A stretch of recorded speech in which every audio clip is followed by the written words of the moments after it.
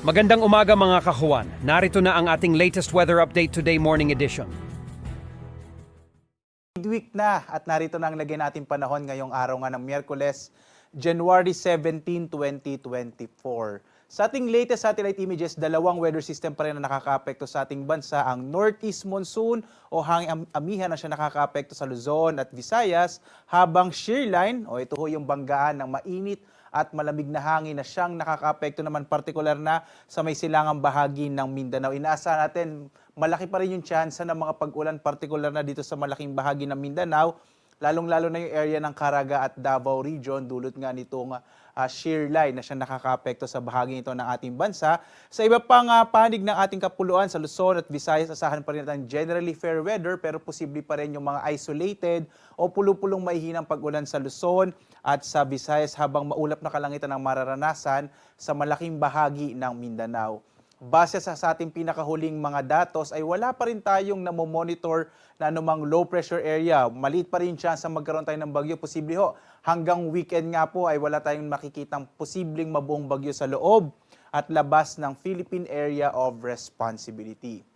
At narito ang ating nasa panahon partikular na sa Luzon, inaasahan natin ang malaking tsansa ng maulap na kalangitan na may mahihinang mga pag-ulan partikular na sa bahagi ng Cagayan Valley, Cordillera, kasama yung Aurora, Quezon, sa bahagi din ng Camarines Norte at sa Marinduque at Oriental Mindoro, dulot pa rin niya sa pag-iral ng Northeast Monsoon o hanging amihan. Kaya malaki yung tsansa ng maulap na kalangitan na may mga mahihinang pag-ulan. Sa nalabing bahagi ng Luzon, kasama na dyan dito sa Kamaynilaan, ay naasahan pa rin natin ang generally fair weather, pero posible pa rin yung mga isolated o pulupulong mga mahihinang pag-ulan, dulot pa rin niya ng hanging amihan. Yung agad nga na temperatura natin sa Lawag, nasa 21 to 31 degrees Celsius. Sa Baguio, 13 to 20 degrees Celsius. Sa Kamaynilaan, medyo malamig pa rin sa 22 to 31 degrees Celsius. Gayon din sa Tagaytay, 22 to 28 degrees Celsius. Sa Legazpi, 24 to 31 degrees Celsius. Habang sa Tuguegarao, 19 to 26 degrees Celsius. Dito tayo sa Visayas at sa Mindanao. Makikita natin sa Palawan, kasama yung Visayas, ay inaasahan pa rin natin ang epekto ng Northeast Monsoon o hanging amihan. Kaya generally, fair weather pa rin in-expect natin sa malaking bahagi ng Palawan at Kabisayaan, pero posible pa rin ang mga isolated o pulupulong mga mahihinang mga pag-ulan dulot nga na amihan. Agwat ang temperatura natin sa Calayan Islands, 26 to 31 degrees Celsius. Sa Puerto Princesa, 26 to 31 degrees Celsius. Sa Iloilo, nasa 26 to 30 degrees Celsius habang 31 degrees Celsius. Sa Cebu at sa Tacloban hanggang 29 degrees Celsius.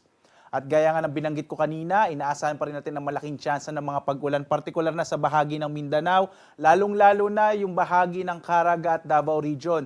Kaya patuloy tayong nagpapaalaala dahil ilang araw na rin nagdadala ng mga pag-ulan itong shear line, partikular na sa silangang bahagi ng Mindanao. Iba yung pag-iingat, lalo na't posible po ang mga pag-ulan na maaaring magdulot ng mga biglaang pagbaha o tinatawag nating flash floods at mga pagguho ng lupa o landslides. Yung agwat ng temperaturang mararanasan sa Zamboanga, 26 to 33 degrees Celsius.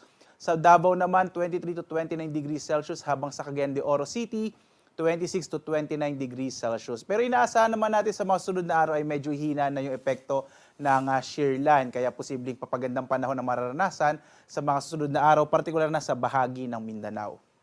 Sa ngayon nga, nakataas pa rin yung gale warning. Ito yung babala natin sa malalakas na alon ng karagatan, partikular na sa mga baybayin ng Hilagang Luzon at sa silangang baybayin ng Central at Southern Luzon, kasama rin yung silangang baybayin ng Visayas at ng Mindanao. Sa mga lugar na ito, makikita ho natin na malaki yung tsansa ng malaking pag-alon ng karagatan, kaya iba yung pag-iingat, iwasan munang pumalaot, lalong-lalo na yung mga maliliit na sakyang pandagat at maliliit na mga bangka sa bahaging ito ng ating bansa. Ang araw natin ay sisikat, ganap na 6:25 na umaga at lulubog, ganap na 5:47 ng gabi.